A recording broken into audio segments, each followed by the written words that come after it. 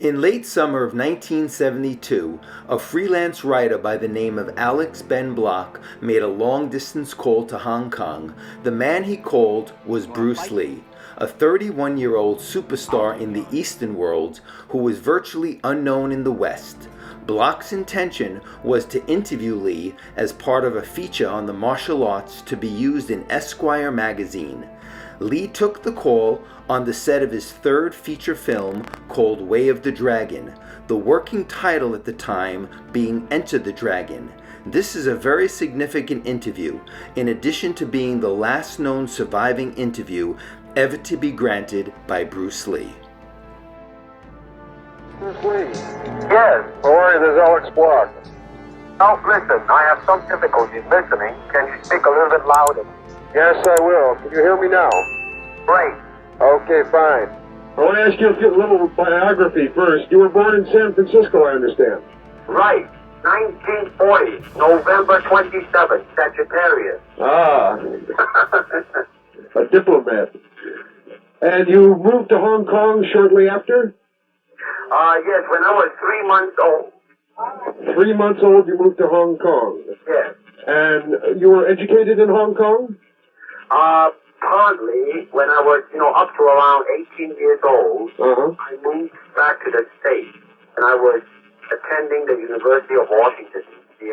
All right, guys. Charles Damiano here from the Bruce Lee Collection for another exciting episode. And today I'm here with the legendary Alex Ben Block, who I'm very excited to have this exclusive interview with today. So Alex, man, thank you so much for allowing me to do this interview with you here today. Charles, it's my pleasure. You are, to me, the most important guy in the world of spreading the Bruce Lee legend. And you do a wonderful job, and I just want to support you, and I want to reach out to your audience and tell them how happy I am to have this chance to talk to you and to them. Well, that's fantastic. Well, I'm excited about the interview, like I said. And for those of the fans who don't know you, Alex, I know you put out a very important book back in 1974 called The Legend of Bruce Lee, which I still have my copy here. And everyone knew you for this book, man. This was an international #1 bestseller at the time. And although the interview is not going to be on this book alone today, it's going to be on your new book, which I'm really excited about. And I got this in the mail yesterday. So thank you so much for sending this over to me, and also inscribing in there your autograph and a nice, beautiful, kind words to me, which I'll read later on in the interview. So thank you for that. My pleasure. So I thought today, Alex, since you have this new book that is just hitting the market, I want to go back a little bit first before we get to the book, because I'm going to save that. I think we saved the best for last. But I want to talk first of all about, I don't know if a lot of the fans know who you are. So maybe you can give us a quick bio or background on yourself for the new generation who may not know you from 1974 when you put out that blockbuster book, The Legend of Bruce Lee. So give us a little background on yourself. All right, I'm happy to do so. I'm originally from Syracuse, New York, which is where I grew up. I'm a graduate of Ithaca College, which is where I started my career in journalism. I was the editor of the college paper, and I had a wonderful experience there. My first job was in radio briefly, and then my first real job was at Forbes magazine. I was the youngest guy ever hired at Forbes as a reporter. Wow. And it was the youthquake time. It was the 60s, and everybody wanted young people. And the editor took a liking to me, and it gave me a chance to have kind of a view of the whole business world in a way that I never imagined I was going to have. I got to go to meetings with the CEOs and top executives of the biggest corporations. I got to sit in on meetings. Malcolm Forbes was in his prime in those days. I got to go to meetings with him and go to his townhouse and wow. meet with top CEOs and stuff. And it was an amazing experience. I moved to New York City. I was a young man who was single, and it was quite an interesting life, and growing up in the big city and getting to see what it was all about. Wow. And for Forbes, the nice thing was that I would take an assignment for Forbes, and I did all kinds of different stuff. I did the stuff that interested me. I went to a candle factory in New England. I went to a food company in the Midwest. I went to all over the country. They put me on an airplane, and when you're from Forbes, they don't care how old you are or who you are. you'd see the CEO and the top people and the public relations people all hover around, so worried about how it's Yes. going to go.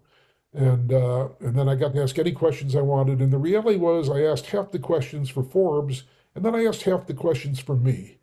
So I would get what I needed for the story for Forbes, and I tried to get as interesting a story as I could. But I also wanted to hear what interested me most was, how did you become a success? What was Mm. it that made you the top guy in this company? And very briefly, what I learned was, it's not about being a technocrat or a businessman. It was about your personality. It was about how you handled yourself with people and your ability to motivate people. And Wow. the great business people to me were not the ones who were sort of dictators and autocrats, but rather the ones who knew how to do team building and how to motivate and get everybody in the company to work together to reach the goals.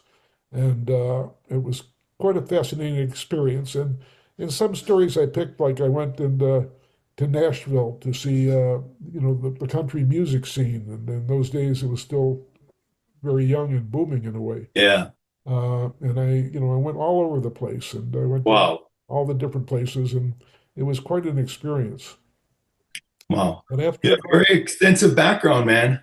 after about 2 years, I kind of felt like I love Forbes, but what am I doing in New York? Who am I? Remember, this was the time when, the hippies and the flag Yes. changing, and Nixon was president, and there was transitions going on. And I thought, well, I need to see the world. I'd been through college, I'd been at Forbes, they treated me well. And I went to my boss at Forbes and I said, I want to go see the world. And so he said he understood. He was a great man. His name was Jim Michaels. He was an extraordinary man, not because he was a great journalist, but because he had cut his teeth in India as a correspondent for the major wire services. And so he brought a sort of uh, Asian Indian influence to his whole view. So while somebody in the United States might look at things and say, this is the way they are, he would look at it and see it the way an Asian or an Indian might, which is to see the spiritual and the larger Mhm. picture and how people were affected. And he taught me so much. He was an amazing man. He became a mentor for me. I actually worked at Forbes twice. Years later, I went back to Forbes again, and I was the first person in their organization to, because they didn't like people who specialized in those days. They wanted everybody to be a generalist and just. Yeah. You wore a lot of hats. And so, but I said no. I was in Los Angeles, and I said, when show business, you can't be a generalist. You got to know who to talk to. You got to know what you're talking about. And so I spent a number of years covering Hollywood and show business for Forbes in my second time around with them, but that was sometime later. Wow. So I took every dollar I'd ever begged, borrowed, or stolen. I took my bar mitzvah money and I went to Europe till the money ran. 300 pounds when I left and 150 pounds when I came back. Wow. What a transformation. Carrying a suitcase, I came back, uh, with a backpack and a beard. And my life had changed. I'd fallen in love with a lovely lady from Washington, D.C., and another fella from California. And the three of us became like a little family. And I lived all over Europe. And I went to each city in Europe I'd ever wanted to go to for a little while. So I went to London and Paris and Berlin and Prague and wherever it was, from the Scandinavia to North Africa, from Portugal to Eastern Europe. Wow, Alex. Longest period in winter, the three of us said, well, it's cold in Europe. What are we going to do? So we actually went to Greece, and we settled on the island of Rhodes in the village of Lindos, which was a marvelous Wow. village. And we stayed 9 months in a beautiful villa in Lindos that had everything but hot water. So it did have a tank on the bottom. If you're the first one in the shower, you got hot water. After that, There you go. good luck. Man. But the Greeks were wonderful to me. And, when you're a tourist, they treat you like a tourist. But when you live in a village for months and you meet everybody in Greece, the way it worked was, when you went into a store, you didn't just buy something. You had to sit down and talk about how are your relatives, what's going on. You had to have a chat. You got to know the storekeepers. And it was a wonderful, marvelous experience for me. Wow, wow. I'm half Greek and half Italian, and I went to Greece once, and Greece was one of my favorite countries ever. I loved it. I was at Santorini, Crete, and Athens, and it was marvelous there. So I can imagine being there 9 months. how great that was. When Greece had been taken over by the Nazis and the Italians for a while, and so they were very concerned about the politics. But at the time I was there was a dictator running the country, actually a group of the colonels, I think they called them. And Wow. they had speakers set up in the village, and every morning there'd be announcements, announcements, and they were on, and the police were all there, and everybody in the village was kind of nervous about that. So it was part of the learning what was going on. But the people in Wow. the village had great hearts, were wonderful people. I loved the food. I loved, even though I'm born Jewish and raised Jewish, I went to the Greek Orthodox churches, and I was taken by the ceremonies and by the incense and the way they spoke. And even if I didn't understand all the language, I fell in love with the people and the traditions and how they operated, and it had a great effect on me. Wow, man. But Let me let's your background is so extensive, man, but within the Bruce Lee community, you're known as the Bruce Lee author and writer. all right, well, let me jump forward. So I Go ended ahead. up a number of different places. I ended up coming back to America, and there's a whole other story there, but I went back to Syracuse. And my parents operated the Ace Jobbing Company at a store. Robert and Ann Block, they were lovely people. I had two sisters, Rita and Paula, and I loved them very much. But I knew I didn't want to be there, and I'd lived in New York, and I knew I wanted to get back to New York. And so a friend of mine invited me, who I had met when I was at Forbes, to go on vacation in the Caribbean. And on the way back, I stopped in Miami to visit my grandmother, who lived there, Fanny Pullivan. And while I was there, my uncle, who was also a journalist, said, they need a movie critic at the Miami News, the second paper in Miami. And they've been looking for a year for somebody, and they can't decide. Why don't you go over and talk to them? Well, they hired me that afternoon to be the movie critic. Ah, Went back to New York, where I'd been living in Greenwich Village. I packed up, and I turned around, and I moved to Miami. And I was a single guy, and I was thin, and I was happy, and so I began looking around. And just before I went to Miami, when I was a freelancer in New York, I had been writing to Esquire magazine. That was my favorite magazine. mm-hmm. I wrote to them, called them, and they ignored me. And in those days, magazines actually paid pretty well. And when you got turned down, they would send you a notice saying we're declining your pitch. Oh, wow. And an entire office wallpapered with people who declined me from all these different magazines. And I was in a 6th floor walk-up in Greenwich Village on the corner of Bleecker and McDougal, and I had a little cat named Rambam, and which there's a whole other story there, but I won't bother with that. But so while I was there, I finally, one day my phone rang, and I picked it up, and they said, "This is Esquire magazine, and we saw your pitches, and we saw your stuff from Forbes, and we've decided to give you a chance. So we want you to write 15 things that you would like to do, and we'll pick one of the 15, and we'll see how it goes." So I spent a lot of time, and I sent it to them, and days later they called me and said, "Okay, number 15 on the list was Bruce Lee." Wow. And I said, "That's the one you want?" They said, "That's the one we want. Nobody knows who he is, but we heard that he's made these hot Chinese movies, and he's working on his first American movie, and martial arts is suddenly kind of interesting, and go find something out." So what year was that? So this would be about 1972, 73. Because that brings us to that very important phone interview that you had with Bruce Lee, which you probably, by the way, were one of the first to ever have a phone interview while he was still alive from the United States. Someone from the United States actually interviewing Bruce Lee, which I found fascinating at that time because, everyone wanted to meet him. Everyone wanted to talk to him. He just made Fists of Fury and Chinese Connection, big international star. And no one really knew much about him yet in the States. And how did they know to target Bruce Lee? Like, how'd that come about? Well, I was a freelance writer for anybody who would hire me. Okay. The publication then, you were familiar with Rolling Stone, but they had a competitor back in those days called Crawdaddy.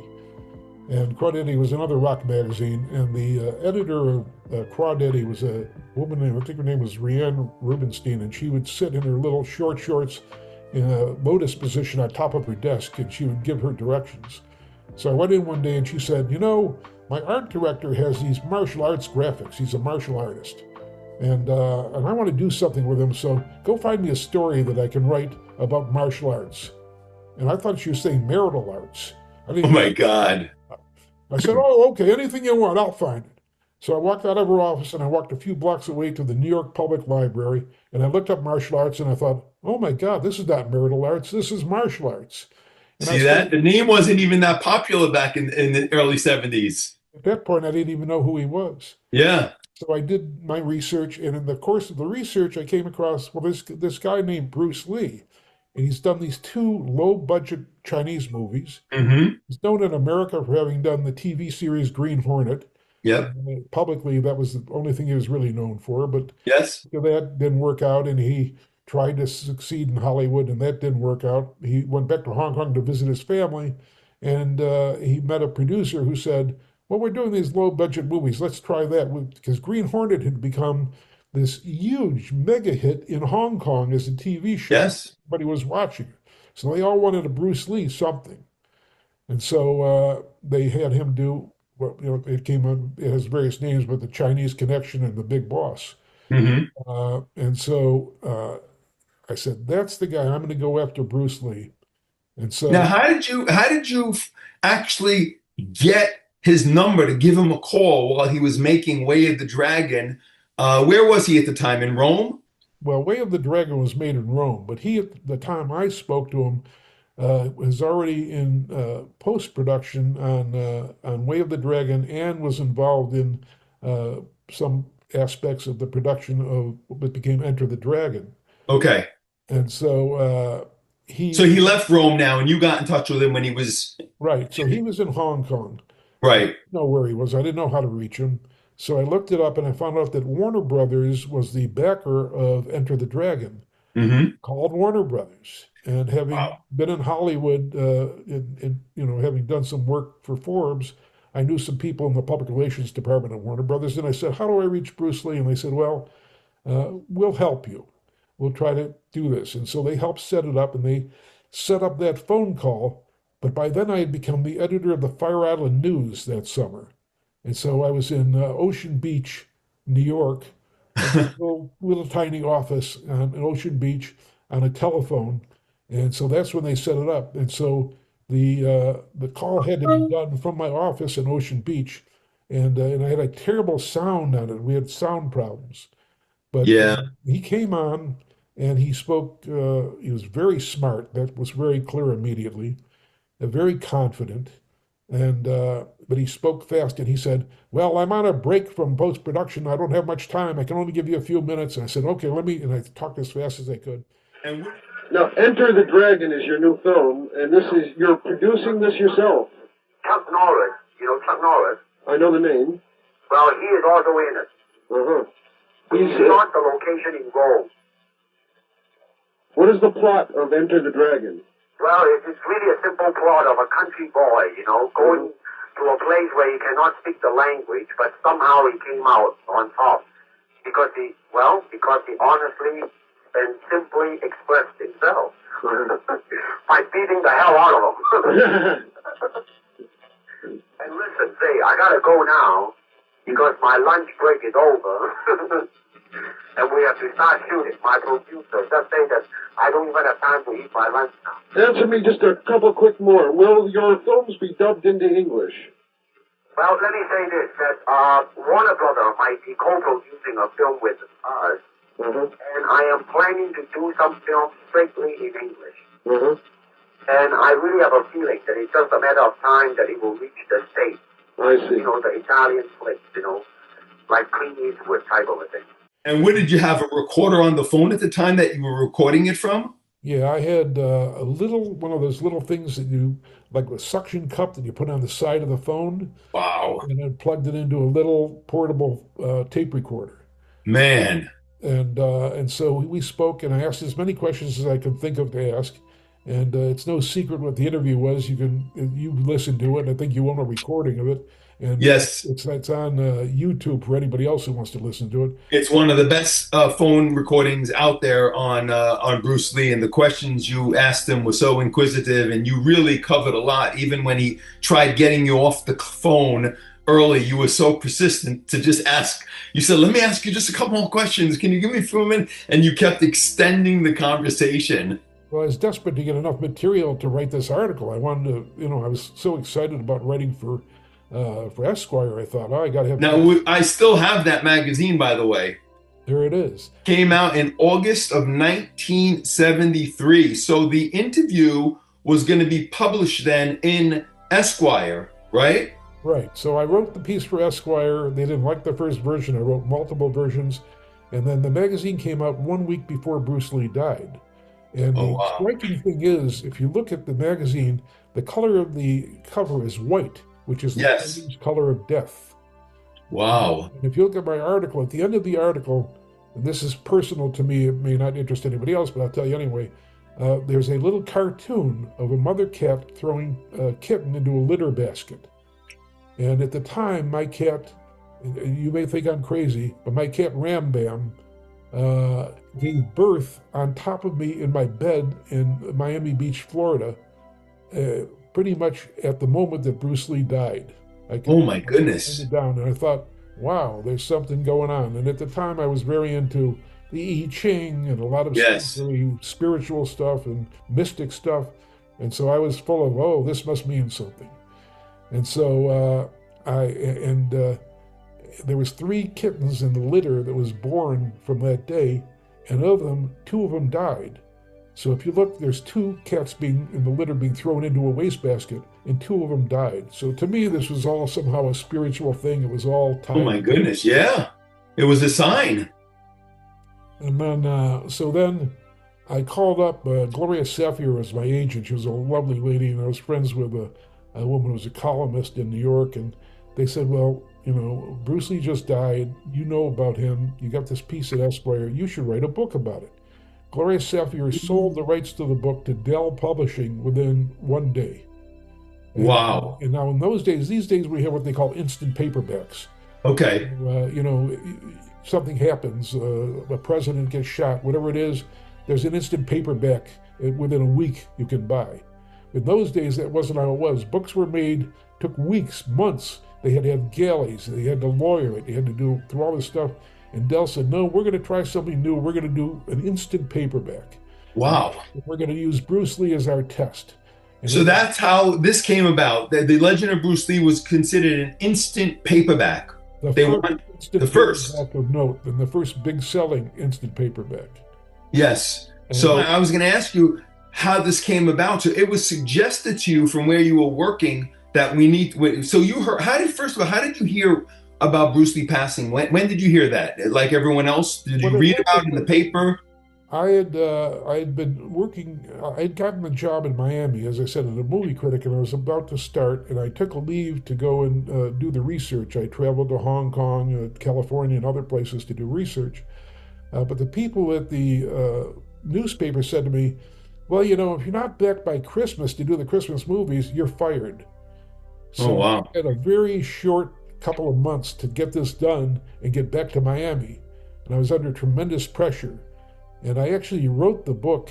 My friend Jeannie Wolf, who's a lovely lady, a wonderful, a miraculous person. Her husband, who was a financier or some note at the time, the late Peter Wolf, had an office in Century City.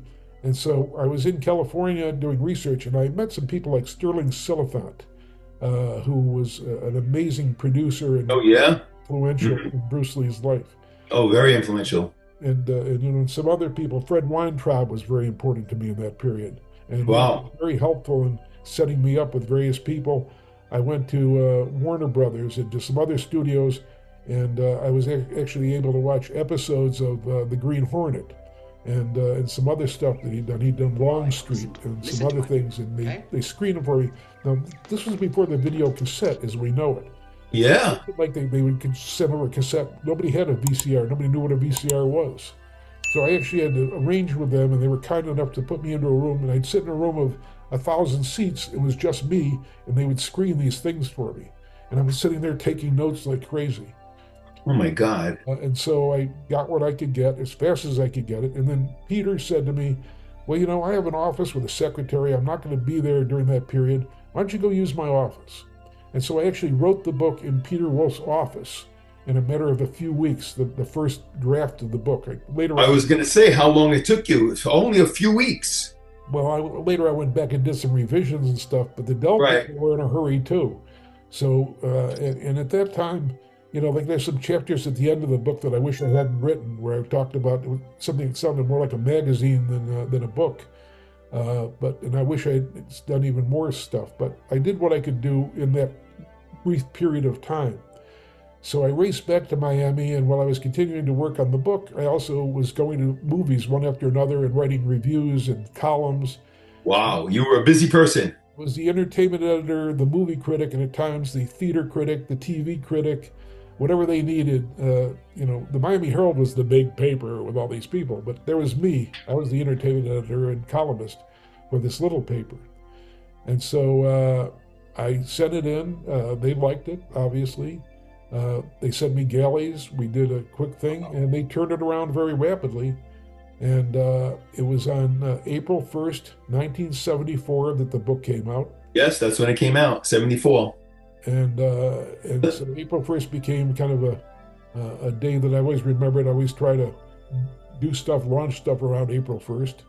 And you and I have talked about that we're going to make available, if I can mention this quickly, I've offered to Charles, and he's been kind enough to agree, that whoever is watching this, if you'd like an original copy of the Bruce Lee book in mint condition, and I'll autograph it to you, a first edition, and also there's a poster that Charles is going to share with you a little later that was done for the book, and I have some copies of that. I gave one to Charles, but I have one or two that is going to be available, and I don't want to be the one who decides who does this, but anybody who buys my book between now and April 1st and reads it and goes on to Amazon and writes a review and then sends a copy of the review and their email to Charles is going to be eligible for Charles to decide who should get the books and the posters.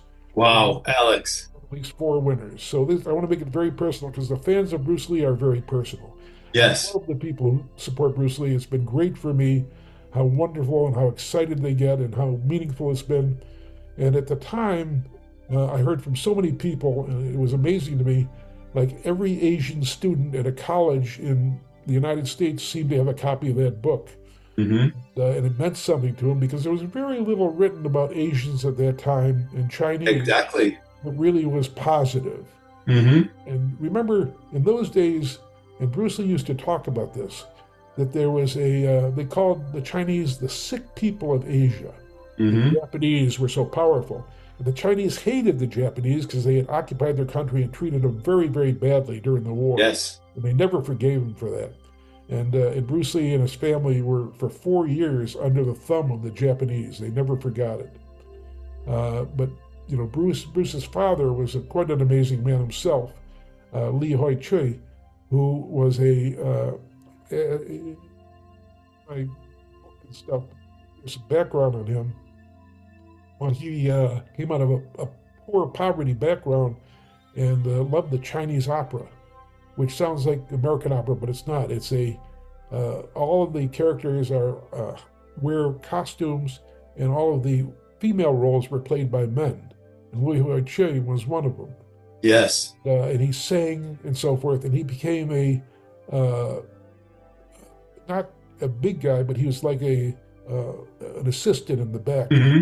And so one day, one of the stars failed to show up, and they said, well, what are we going to do? And they said, well, Li Hoi Chui, he's been studying, and he knows something. Let's put him on for today. They put him on, and that was it.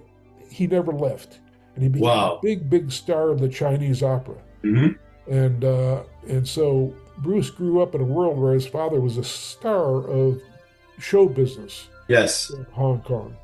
And Li Hoi Chui, after Chinese opera, became an actor in Chinese language movies in Hong Kong. And the first time that Bruce Lee was ever in a movie, he was an infant carried on by his father in a scene in the movie. And it was I a remember that. series of movies that he did leading up to him starring in some roles that were Hmm. quite well known in Hong Kong in those days. Yeah. But he was quite a celebrity, and he was one of five siblings. Uh, and if you look at like that foolish movie Dragon, the Bruce Lee story, Story. and there's a whole story about what happened there. But he appears only to have a father in that movie. And there's a whole other reason that went on. They didn't want to pay the other royalties to the other members of the family. Ah, They were quite weird about it. makes sense. But anyway, so Bruce Lee uh, did the movies, went to school, and he was at about 14 years old. This may be in the book. This may be old news, but he was kind of a wise guy. He liked to go out and be one of the guys on the street in those days. But he got into a fight and he got beat up. And he thought, well, this isn't acceptable. What am I going to do? And so that's how he ended up getting into Wing Chun. with Ip Man, Hitman, yes. Ip Man, and studying kung fu with him. Yes. And he became, very dedicated. But he was not welcomed by his fellow students there, because he was, through his mother, part European, German. Yes. And so they said, no, we only teach kung fu to Chinese, pure Chinese. Pure Chinese, 100%. And so he would actually have to go with Ip Man and some other instructors and secretly study kung fu because the other students would beat up on him and didn't like him. Yeah. They gave him a hard time. But he became, as we know, quite good at what he did and was very dedicated to it. And it became a true art form for him and very important in his life. Yeah, yeah. And he went to a couple of different high schools. He got kind of pushed out of one or two of them because he was who he was and how he acted. And the last one he went to, he ended up being on the boxing team. Mm-hmm. When he tried to use kung fu in the boxing, they put him down and said, "How dare you? You can't do that. You've got to use it." But he secretly would sneak in kung fu. He's with the one punch. Yeah, dude. What a couple of if you read my book, you'll see that that's a true story that he actually used the one punch. And The 1-inch punch, yeah, and some chain punches from Wing Chun, which wasn't really allowed in boxing, but he got them in there. Right, and so Yeah. the guy who was the coach for the team, a kind of stuffy English guy, was angry at him for using that and yelled at him. Meanwhile, he won the match. Oh, of course, he won. Yeah. He also, girls loved him. And Yeah. as you can see in the book, there's a chapter in the beginning about when he wins a cha-cha championship. He was a wonderful dancer, and he really was. And he had so many talents. Wow. So let me ask you, Alex. So this book at the time was a blockbuster, right? #1 best-selling book in the world at the time, and it came out really at the right timing because Bruce just passed. This came out in '74, a little after he passed. And the information you had in this book was like mind-boggling at the time because we were all information starved at the time. No one can get any information on Bruce Lee. Everyone wanted to know more about him. And then you come out with this book. And the information you shared at the time was like revolutionary. I mean, who did you interview to get some of these stories and anecdotes? And, it was so detailed for its time. Like, who do you remember interviewing, or was it mostly just through research? Oh no, I did it. Remember, I said I had gone to California in particular, and I'd done a number of interviews there. Sterling Silliphant was very important to me. He introduced me to a number of actors and people that Bruce worked with. And then I also went to Seattle, Washington, and Linda Lee was kind enough to allow me to go to her home. And I met Shannon, who was the daughter. She was 4 years old, and Brandon was about 7 years old. And I spent a day with them in their house, and I interviewed them, and I taped that interview. Oh, neat. And Linda, do you still have that interview that you taped? It's lost in the. Wow, I would love to hear that. So Brandon was there at 7, Shannon was there, and you interviewed Linda to get most of the information for this book, some of the information from them from this book. Right, and Linda gave me information that then led me to go to meet Grace Ho, Bruce's mother. Right. Living in, I believe, Alhambra, which is a largely Chinese community outside Los Angeles. And that's where I first also met Robert Lee, his brother, who became a Yes. great friend and a very important person to me.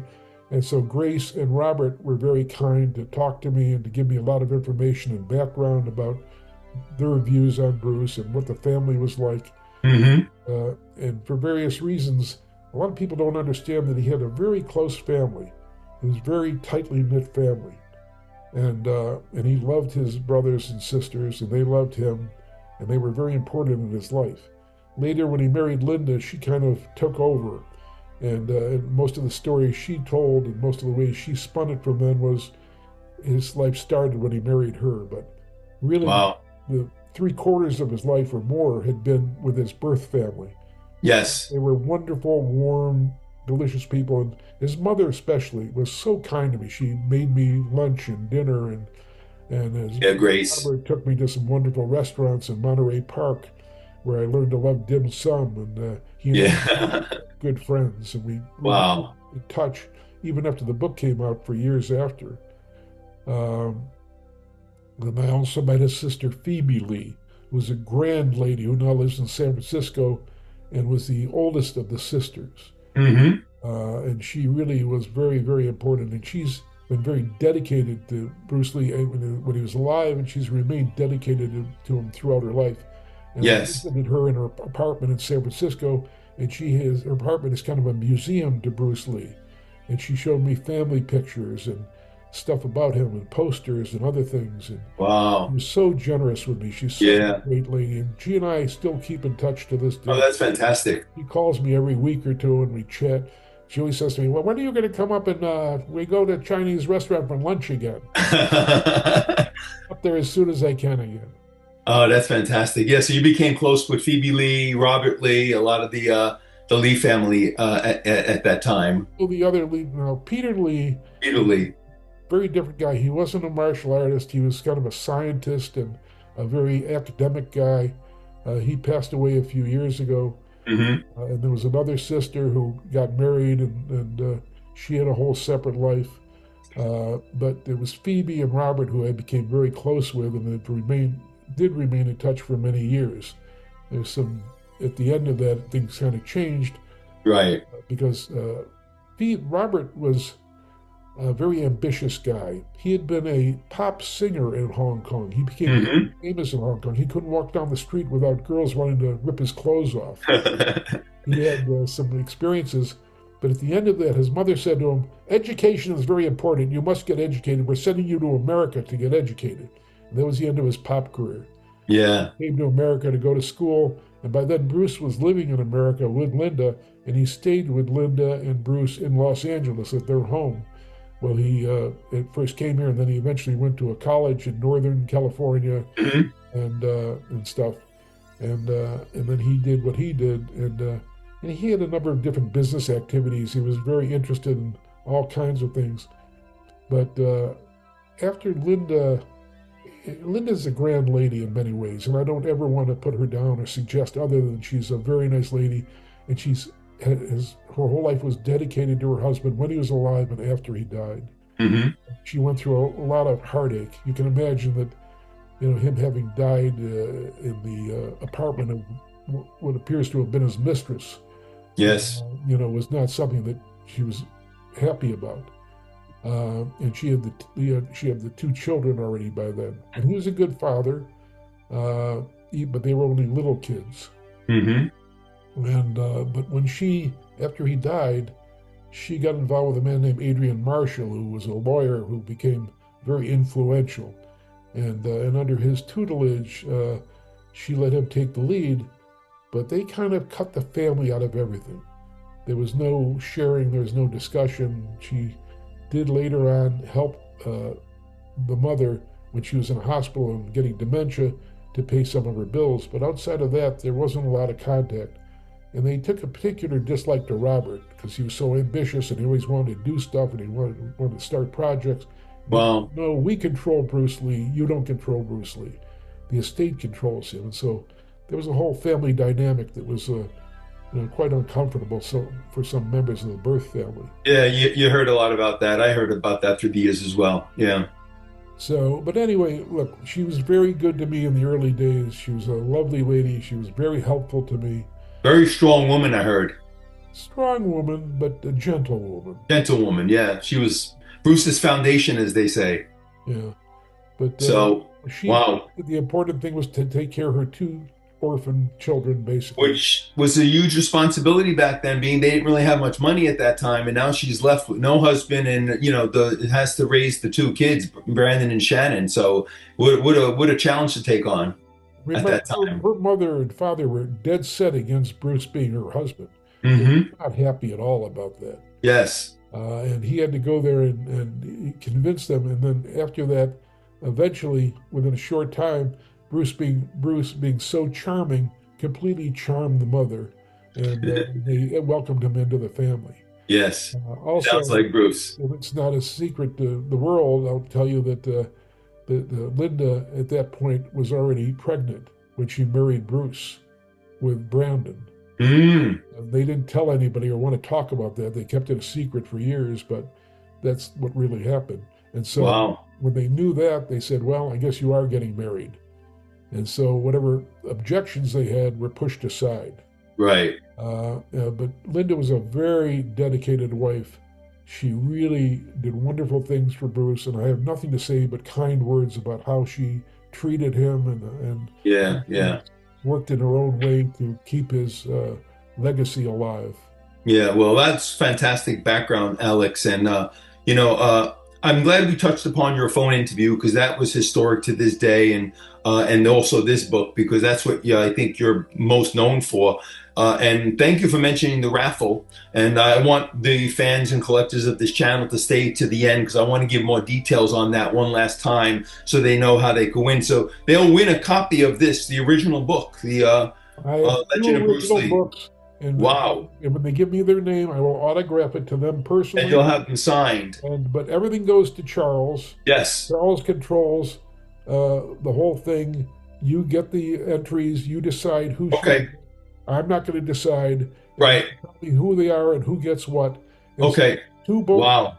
two posters. Remember, the poster was done in 1974 Cool. and was a hot ticket at the time, but has been out of circulation for many years. Nobody has the poster. You can't buy it anywhere else. Only Well, I just got the ones you sent me last night, so thank you. And it brought up such memories because that came out when the book came out in '74, and I looked at the date on the poster, and it says that printed in the United States, and I could see the vintageness to those posters. And so they'll win the poster as well as the book. So we'll have. Well, I want to be fair, so I have 4 items to give. I want to have 4 winners. Okay, good. So 2 people get books. The book, and then 2 will get.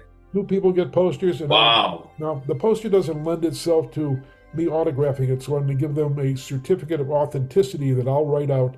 It'll go with each one saying, this is the original poster. Fantastic. They'll have that. So Wow, how exciting. get it. You'll decide who gets what, and then I'll do whatever you suggest.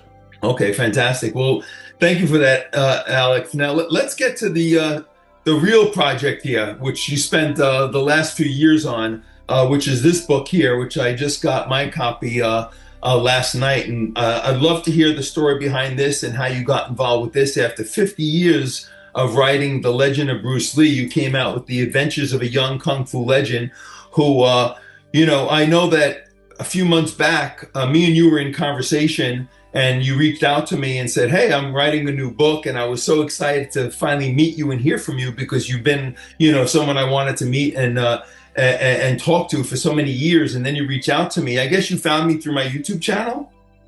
Yeah, look, I was interested in the Bruce Lee world, and I'm going to tell you in a minute the kind of backstory, because this is a 30-year project for me. Oh, my goodness. Wow. It took 3 years to write this book, and I'll tell you in a minute why it was a 30-year project. Okay, I'd love to hear about that. But when I got the email from you saying to give you a call, I called you right away, and I know you were gracious enough to have me read the book before it actually went to print. And I read the whole thing, and I have to say, man, when I was reading it, I really couldn't put it down because it paralleled Bruce Lee's life. I mean, the similarities of the things that happened in the book to Bruce Lee's life was so similar. I was like, it made my imagination run wild, because I was thinking of a movie of the young Bruce Lee, of, his Hong Kong years when he went to school, the boxing, the rooftop fights, his study with Yip Man. I mean, you cover it all in this book, and it just captivated me, because you never hear about the young years of Bruce Lee. I mean, you hear about him from when he passed and on, but no one is... Stay tuned for part 2 as we continue our exclusive interview with author Alex Ben Block, who will be discussing his new Bruce Lee book project called Adventures of a Young Kung Fu Legend, and the Bruce Lee research behind the book. Also, more insights on Bruce Lee and how to enter the Bruce Lee raffle to win an autographed copy of his classic book, The Legend of Bruce Lee, and the vintage Legend of Bruce Lee companion poster, and much, much more coming soon.